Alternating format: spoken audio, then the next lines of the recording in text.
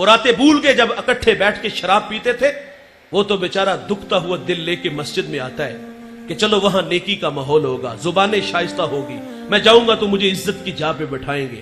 لیکن انتہائی معذرت سے کہوں گا، اس کے قدم بازار سے مسجد میں آئے تو ہمارے نمازی لوگوں کے رویے. ایک شخص نے 20 سال اللہ کی عبادت کی اور 20 سال اس کے حکموں کو توڑا.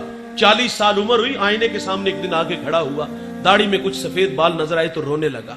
یہ جو داڑھیوں میں سفید بال آتے موت کی نشانی ہے. یاداشت کمزور ہونا شروع ہو جائے سمجھ لو کہ موت کا وقت قریب آ گیا ہے. یہ اٹھتے جنازے، یہ پھیلی قبریں، یہ بچھے ہوئے صفے ماتم، یہ پیغام موت دیتے ہیں. داڑھی میں سفید بال آئے تو رونے لگا اور عرض کرتا ہے مالک 20 سال تیری نافرمانیوں میں گزار دیے، اگر میں لوٹ آؤں تو تو میرے ساتھ کیا سلوک کرے گا؟ غائب سی آواز آئی، تو نے 20 سال میری عبادت کی، میں نے تیری عبادت کو قبول کیا، پھر 20 سال میرے حکموں کو توڑا، میرے راہوں سے دور چلا گیا، میں نے تیرا انتظار کیا، تجھے مہلت دی، آج تو 40 سال بعد آ گیا ہے.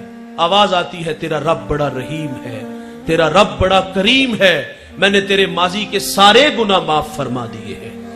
بھائی جان، اس کی عادت ہے معاف کرنے کی. یہ عادت آپ بھی اپناؤ. غافل اگر عابد بنتا ہے، ساجد بنتا ہے تو اسے عزت دو یار. مسجدوں سے دھکے دے کے نکالو نا. مسجدوں کی حالتیں آپ لوگوں کے سامنے، کتنی بڑی بڑی مسجدیں ہیں لیکن ویران پڑی ہے. ہمیں تو خوش ہونا چاہیے تھا یار، اس کی پیشانی میں سجدوں کا نور آیا ہے، اس کی آنکھوں پر حیا کے پہرے آئے ہیں، اس کے کانوں میں قرآن کے نغمے آئے ہیں، اس کے لبوں پر سونے محمد کے ترانے آئے ہیں.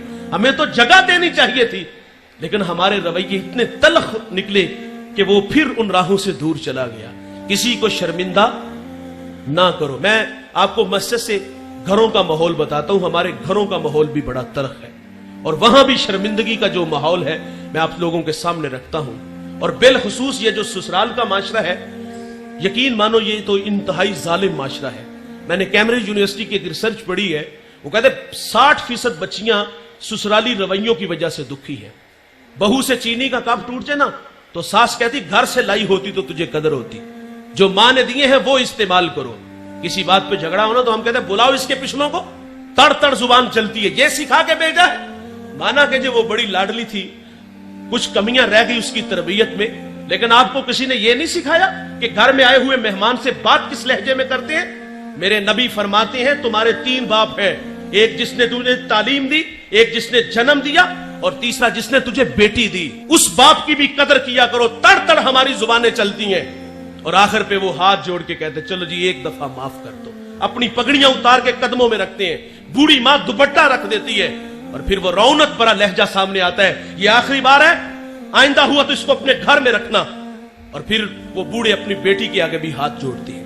بیٹے سرخ جوڑا پہن کے آئی تھی، سفید پہن کے قبروں میں چلی جانا. وہ بیٹی بھی کہتی یہ کیسے ماں باپ ہے، پہلے میں رسوا ہوئی پھر میرے سامنے انہیں رسوا کیا گیا. کبھی تو میں گھر کی رونق تھی، جگر کا ٹکڑا تھا، کیا یہ مجھے 2 وقت کا کھانا نہیں دے سکتے، رہنے کے لیے ایک چارپائی بستر نہیں دے سکتے؟ وہ بیٹی کو سمجھاتے ہیں بیٹے طلاق یافتہ بیٹی کو ہمارا معاشرہ قبول نہیں کرتا. ہم کہتے ہیں ضرور اس میں کوئی نہ کوئی غلطی ہوگی. اور کبھی اس کمینے سے بھی پوچھا جس نے طلاق دی ہے؟ لوگ ہمارے پاس مسائل لے کے آتے ہیں، کوئی اتنی بڑی بات نہیں ہوتی، چھوٹی چھوٹی باتوں پہ طلاق دی جا رہی ہے. اور پھر بوڑھے ماں باپ یہ بھی کہتے ہیں بیٹی اگر تو طلاق لے کے آ گئی نا تو تیری 2 چھوٹی بہنیں ابھی گھر میں بیٹھی ہیں، ان کا رشتہ کون لے گا؟ اور کچھ بیٹیاں ایسی بھی دکھی ہیں میرے بھائی جن کے بھائی شرابی ہیں، کچھ بیٹیاں ایسی جن کا باپ شرابی ہے. ساری زندگی شرابی کی بیٹی کہلاتی ہے، ساری زندگی شرابی کی بہن کہلاتی ہے. میں ہاتھ جوڑ کے اس مجمع میں اگر کوئی بھائی شرابی ہے تو ہاتھ جوڑ کے کہوں گا اپنی بہن کے حال پہ رحم کرو. اس مجمع میں اگر کوئی باپ شرابی ہے تو ہاتھ چھوڑ کے کہوں گا خدا کے لیے اس بری عادت کو چھوڑ دو. وہ تو پہلے ہی بڑی دکھی ہیں لیکن ہمارے رویوں کی وجہ سے انہیں ساری زندگی تانے سہنے پڑتے. اور کچھ بیٹیاں ایسی جن کے ہاں اولاد نہیں ہوتی، ہم کہتے بیٹے اس کو طلاق دو، تیرے لیے لڑکیوں کی کوئی کمی نہیں ہے. اور یہ کوئی گڈی گڈے کا کھیل ہے بھائی، یہ ٹشو ہے جسے یوز کیا اور پھینک دیا. ہمارے گھروں میں بیٹیاں نہیں ہیں، یہ آزمائش ہماری بیٹی پہ بھی تو آ سکتی ہے. اور اگر صرف بیٹیاں ہونا تو ہم پھر بھی نہیں جینے دیتے. اللہ نے مجھے بیٹی دی، میں نے اللہ سے مانگ کے لی. ساتھ والے کمرے سے رونے کی آواز آئی تو میں نے اپنی ساسو ماں سے عرض کیا کہ دیکھیں خیریت ہے، ماں چل بسی یا بچے کو کچھ ہوا. وہ 2 لمحوں کے بعد واپس آئی تو آگے بتا دی 4تھی بیٹی ہوئی ہے. ओ क्यों तकदीर से उलझते हो यार, हम तो एक उंगली भी नहीं बना सकते, वो मालिक है किसी को दे या ना दे, बेटियां दे बेटे दे ये उसकी मर्जी है, बेटियां हो तो फिर भी नहीं जीने देते। ये हमारे रवैये हैं। मैं उस बुढ़िया को आज तक नहीं भूल सका। मैं एक फैसले में था तो मैंने बात सुनी तो कोई इतनी बड़ी बात नहीं, मैंने कहा चले जी जाने दे, ये भी बेटी है। तो आगे से वो उस बुढ़िया ने पांव से जूता उतारा और उसके भाई के मुंह पे फेंका और क्या कहा कि जुत्ती पूरी आई आई, ना आई ते ला के सर चढ़ी। एक औरत औरत के बारे में कह रही है, इसके घर में भी तो बेटियां होगी, वो भी तो किसी की औरत है। मेरे करीम आका की खिदमत में सैयदा फातिमा हाजिर हुई, अर्ज करती अब्बा जान, अम्मी कहती वही के वक्त जो चादर आपके कंधों पे होती थी वो मुझे अता फरमा दे। हुजूर फरमा दे फातिमा अपनी वालिदा से पूछो चादर करनी क्या है, और हुजूर भी पीछे पीछे तशरीफ ले आए। हुजूर फरमाते खदीजा चादर क्या करनी है, अर्ज की इसको बतौर बरकत के लिए कफन के लिए साथ ले जाना चाहती हूं। तो हुजूर फरमाते आप मुझसे चादर मांग रही हो, अगर मेरे जिस्म की जिल्द भी मांगती तो मैं मोहम्मद तुम्हें वो भी उतार के दे देता।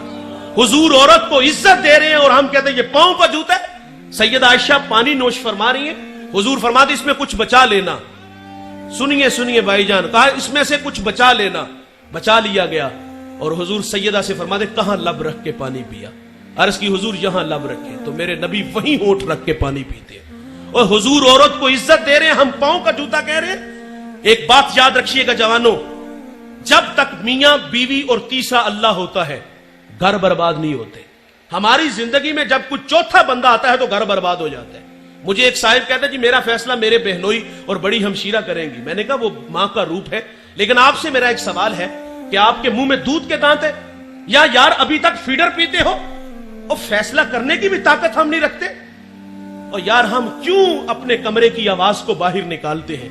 मेरे नबी फरमाते तुम्हें औरत की अगर कुछ बातें अच्छी नहीं लगती, कुछ अच्छी हैं, वो देख करके दरगुजर कर दिया करो, लेकिन हम कटहरे में खड़ा करके रुसवा करते हैं। अपने मिजाज में थोड़ी सी नरमी पैदा करो। किसी ने हकीम लुकमान से कहा था कि आपने लोगों का इलाज किया, शिफा कैसे मिली? कहा मेरे पास 2 गुड़ियां थी जिससे लोगों को फर्क बड़ा पड़ा। कहा कौन कौन सी? कहा एक मोहब्बत और दूसरी इज्जत। किसी ने कहा अगर फर्क ना पड़े तो फरमाए मिकदार बढ़ा दिया करो। यार आप भी थोड़ी सी मिकदार बढ़ा दो, ये रौनक ये तकब्बुर छोड़ दो यार। तो फरमाया किसी को शर्मिंदा ना करना।